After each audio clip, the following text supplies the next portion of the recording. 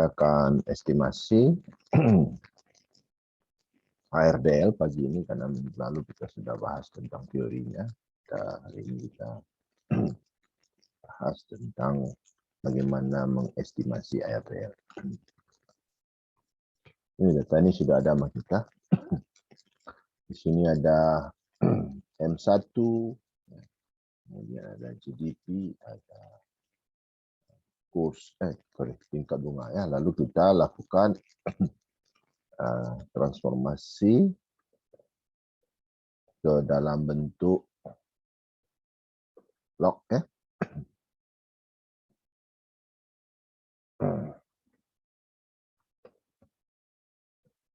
Ini ada dua variabel yang kita jadikan dalam bentuk log, yaitu M1 dengan GDP. Nah, tahapnya sama seperti yang lalu. Ya, kita pertama melakukan uji stasionaritas. Ya, ini variabel M1, ya, money demand. Kita unit root, standar unit root. Kita ambil trend and intercept di at level. Kita dapatkan bahwa data ini belum stasioner at level. Berarti kita harus melakukan uji stasionaritas pada first difference. Nah, hasil uji estimasinya menunjukkan bahwa data ini stasioner pada first difference. Nah, karena sudah stasioner, lalu kita ambil variabel LGDP. Nah, kita lakukan uji stasionaritas lagi ke GDP ini. Kita mulai dari level, intercept and trend juga. Ternyata ini tidak stasioner, maka kita masuk ke uji stationarity pada first difference. Hasilnya stasioner setelah first difference. Berarti LGDP dan LM1 itu stasioner. Jadi GDP sekarang kita buat M1 ya. M1 tadi tidak stasioner sudah ya. Kita first difference. Ya, dua-duanya nih ya. Jadi GDP dengan M1 itu stasioner setelah first difference. Nah, sekarang kita ambil tingkat bunga. Tingkat bunga. Lalu kita uji stasionaritas untuk tingkat bunga. Nah, kita mulai dari level. Nah, di sini kita dapatkan bahwa M1 itu, tingkat bunga itu sudah stasioner pada level ya. Jadi kita buat ringkasannya di sini. Ringkasannya bahwa ya ada variabel ya. Ada 3 variabel. Ya. Yang pertama itu adalah log M1. Ya, ini posisinya adalah I1. Yang kedua adalah LGDP. Ini juga I1. Sedangkan yang ketiga adalah rate bunga ya. Ini tingkat bunga itu levelnya I0. Nah, sesuai dengan aturan di ARDL. ARDL. Oke. Ya, apabila stasionaritas variabelnya berbeda, maka ARDL bisa digunakan. Nah, kita memenuhi syarat ya. Nah, sekarang kita pilih ketiga variabel ini. Kita mulai dengan M1, LM1 sebagai dependent variable. Kemudian kita pilih GDP, lalu tingkat bunga. Nah, ini adalah demand for money. Ya, demand for money. Kita open as equation. Nah, di sini kita cari ARDL. Ya, di sini ya, model estimasinya, metodenya di ARDL. Nomor 2 paling bawah. ARDL. Nah, di sini ada beberapa pilihan ya. Ada automatic selection, berarti kita minta Fuse untuk memilihnya. Ya, di sini sudah dibuat default-nya adalah maksimum untuk dependent leg variable itu 4, sedangkan independennya atau regresornya ada 4. Nah, di sini ada spesifikasi untuk trend ya. Apakah pakai non, konstan, trend, konstan, trend. Nah, ini sangat penting kita ketahui supaya kita mendapatkan hasil yang lebih bagus ya. Nah, kita katakanlah sini restricted konstan ya. Lalu kita estimasi oke. Nah, sudah dapat kita ini adalah hasil estimasinya. Nah, ini kita buat ya, RDL. Ini number of evolution 100 ya. Lalu kita pilih ya, model selection. Model selection ini kita lakukan untuk menentukan berapa leg optimalnya. Karena kita tadi berdasarkan automatic. Nah, dia dipilih sendiri, kita pakai graf. Di sini modelnya adalah 420. Ya. 420 berarti 4 dependent variable, 2 pendapatan, 0 untuk tingkat bunga. Tapi ini sepertinya kurang bagus ya, tapi tidak apa-apa. Kita belajar, lalu kita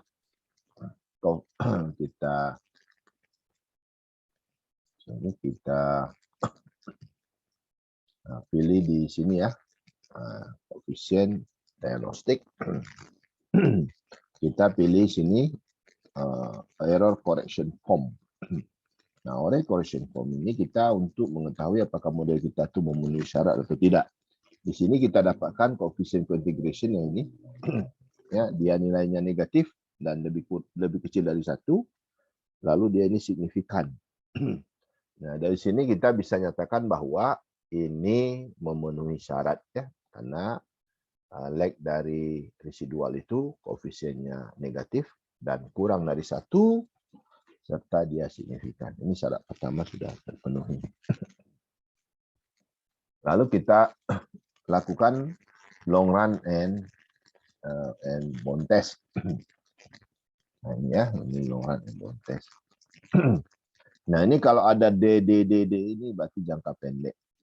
Kalau enggak pakai D dia jangka panjang. Ya. Nah, ini long run-nya. Nah, di bawahnya ada bond test. Nah, ini bond test. Nah, ini adalah statistiknya. Nilai statistik F-nya 12, sekian. Kita bandingkan dengan yang finite sample ya. Kenapa finite sample? Karena sampel kita itu di atas sudah dibuatnya ya. Kalau kita lihat di atas, ini sampel kita itu 121. Kalau finite sample ini 80. Ya, berarti 80 ini lebih dekat ke 121 dibandingkan dengan 1000. Maka kita bandingkan 12,07 dengan 3,235 atau 4,053. Nah, di sini kita mendapatkan bahwa F hitung ini lebih besar daripada F critical value. Maka H0 ditolak. H0 ditolak artinya bahwa model kita ini mempunyai pengaruh jangka pendek, mempunyai hubungan jangka pendek menuju jangka panjang. Nah, ini syarat yang ketiga sudah terpenuhi. Nah, kita ambil lagi stability diagnostic. Ini untuk menentukan syarat yang lain, yaitu kita ambil exclusive estimate. Nah, kita ambil kusum sini, kusum test. Nah, kemarin sudah saya jelaskan bahwa garis biru ini harus berada di dalam garis merah. Artinya modelnya stabil. Ya, model stabil, dia tidak melewati batas atas dan batas bawah untuk signifikansi 5%. Oke, jadi ini memenuhi syarat.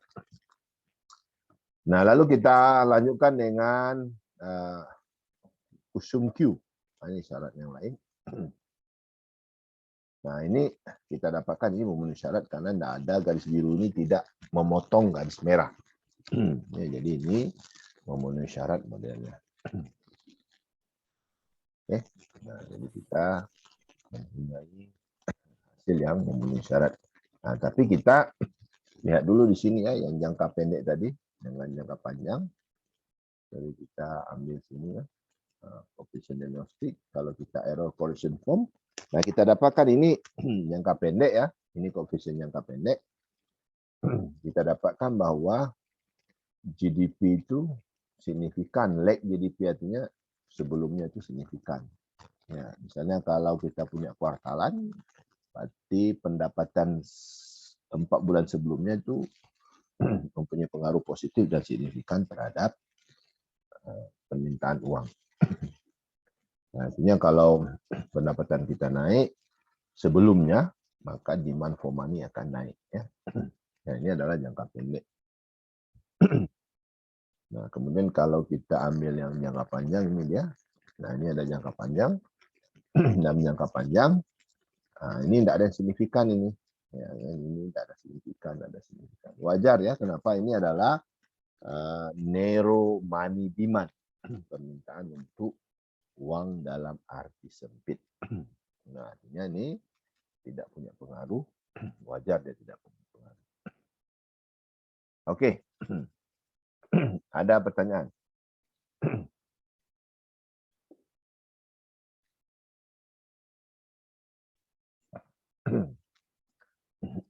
Ada pertanyaan? Saya, Pak. Oke, lanjut.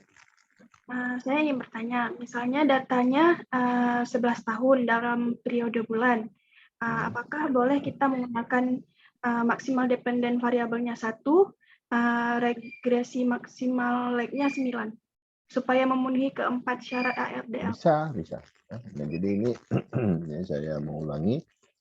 Kadang-kadang kita kan tidak memenuhi syarat, maka kita estimasi ini kita kurangi ya. Kita kurangi jadi 1, ini 4 ya. Kita dapatkan ini ya. Nah, ini misalnya, ini kan LM. Lalu kita ambil kriterianya. Nah, ini ya. 120 untuk apa namanya? Ini di copy ya. Ini di copy nanti dimasukkan ke skripsi bab 4 ya. Nah, lalu kita ambil ini long run. Nah, ini kita lihat ya. Nah, di sini 7 ya. 7 dibandingkan dengan 3,23 dengan 4,05. Berarti ini masih mempunyai hubungan jangka pendek menuju jangka panjang. Lalu kita ambil ke error correction form ya. Nah, ini kita dapatkan ini negatif dan signifikan. Nah, ya, ini memenuhi syarat ya. Nah, coba kita lihat di stability testnya, di eksklusifnya, kusunnya gimana. Nah, ini oke ya, masih memenuhi syarat. Kadang-kadang kita di cushion Q-nya itu terbentur ya. Nah, karena terbentur kita bisa mengatur, nah ini kebetulan aman ya. Kalau terbentur kita bisa mengatur di sisi apa namanya itu, di lag tadi tuh yang ditanyakan. Nah, ini ya. Nah, kalau kita fix, misalnya fix ya, kita pilih ini 144. Nah, kalau kita pilih fix artinya kita dari awal sudah menyatakan bahwa ini kita yang pilih dan tentukannya apabila hasil estimasi pertama kita itu tidak bagus. Ini misalnya ya, ini udah otomatis kita yang pilih. Nah, coba kita lihat ya. Nah, kalau ini, nah dia langsung nih. Kenapa? Karena kita sudah pilih duluan. Maka ini keluar, nggak perlu kita buat ini ya. Nggak perlu kita hasilkan ini. Karena kita sudah sebutkan bahwa kita memilih pertimbangan lag-nya itu macam-macam ya. Nah, ini long run dan bond test. Kita lihat di sini ini 6 ya. 6 juga dibandingkan dengan 3 itu lebih besar 6. Berarti ada hubungan jangka pendek menuju jangka panjang. Lalu kita lihat error correction form. Nah, ini masih signifikan ya, negatif dan signifikan. Ya, koefisiennya juga lebih kecil dari 1. Memenuhi syarat ini. Ya. Lalu kita ambil stability diagnostic. Nah, ini pakai cushion. Nah, ini aman ya. kita ambil sum Q. Nah, ini masih aman. Nah, ini misalnya contoh ya. Jadi seperti itu dia.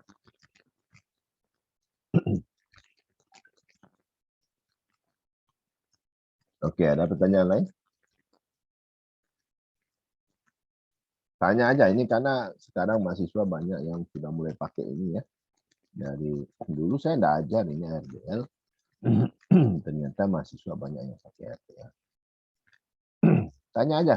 Kalau ada masalah, tanya. Nah, kalau enggak ada pertanyaan, saya lanjut ya. Nah, ini kita misalnya, kita pilih impor ya. Impor.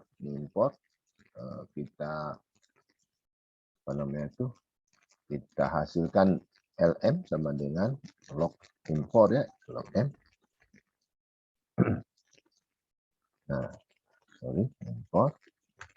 Sorry. Lebih rupanya tanda kurungnya. Nah, impor sudah ada. Kurs kita jadikan log kurs ya. Sudah. USGDP sudah ada sini ya. Kita generate USGDP sama dengan log dalam kurung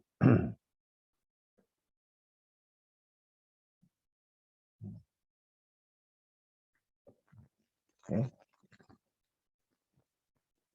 Nah, ini sudah ada ya. Nah, sekarang coba kita uji stasionaritasnya. Yang pertama kita ambil ini adalah log dari impor, bukan GDP ya. Bukan USGDP tapi GDP. Ini sudah ada, tidak apalah. Kita uji stasionaritas ini. Kita first tidak signifikan ya, tidak stasioner. Lalu kita ambil first different, ini sudah stasioner. Nah, lalu kita pilih GDP, tadi sudah ya, karena impor itu fungsi dari GDP dan kurs. Nah, sekarang kurs saja kita ambil, karena GDP sudah kita ini. Kita uji stasionaritas. Nah, ini kita first at level, tidak stasioner ya. Nah, ini kita buat first different. Nah, ya. Nah, tapi ini kalau seperti ini kita tidak ada perbedaan ya. Tidak ada perbedaan.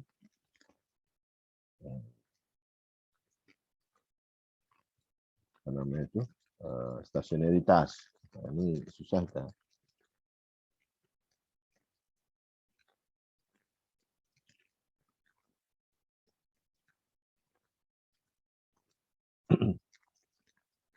Ya, tapi tidak apalah kita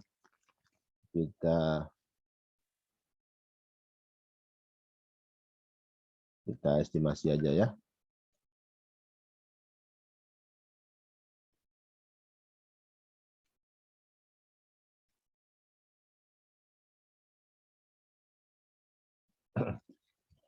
Kita estimasi aja ya, biar jadi contoh, tapi tidak apa ya. Kita pilih LM, nah, GDP, kurs ya. Kita buka sebagai equation. Kita pilih sini ya, adalah apa namanya itu, automatic ya, automatic solution ya. Oke. Nah, lalu kita cek tadi summary selection. Nah, di sini 402 ya. Nah, ini enggak 0 itu saya enggak ini ya, enggak apa namanya itu, enggak masuk akal ya, enggak masuk akal, pendapatan enggak ada, itu enggak masuk akal. Maka kita ambil fix saja ya. Fix saja. Fix saja.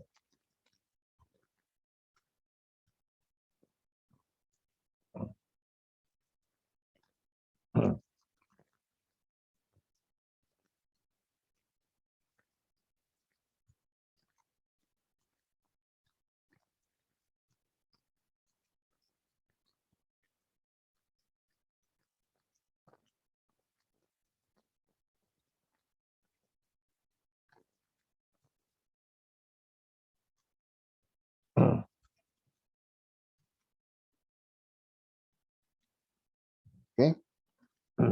Nah, kita estimasi aja. Lalu kita cek ya long run. Ini kita peroleh ya, kita peroleh ini tidak pada pengaruh jangka pendek menuju jangka panjang.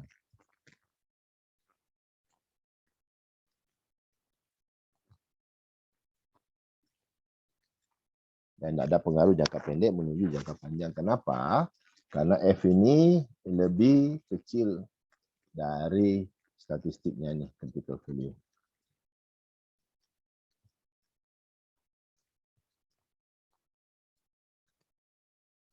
Ya, itu tidak ada pengaruh jangka pendek dan jangka panjang. Tapi tidak apalah, kita run aja.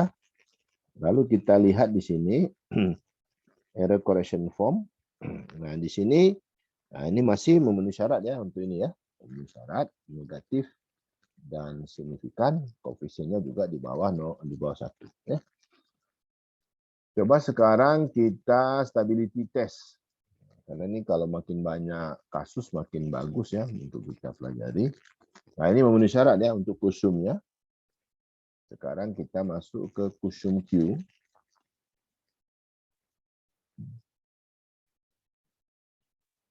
Nah, ini masih memenuhi syarat ya. Nah, tapi bisa lihat di video yang sudah saya posting ada yang tidak memenuhi syarat ya. Nah, ini cara kita mengestimasi ARDL. Nah, ada pertanyaan?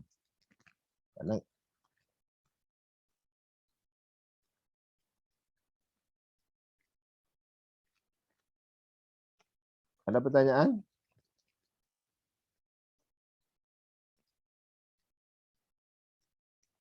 Tidak ada pertanyaan?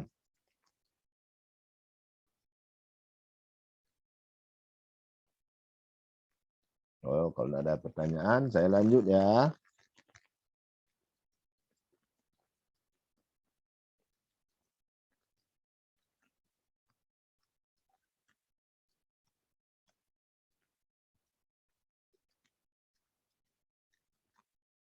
Oke, sekarang kita masuk ke TAR.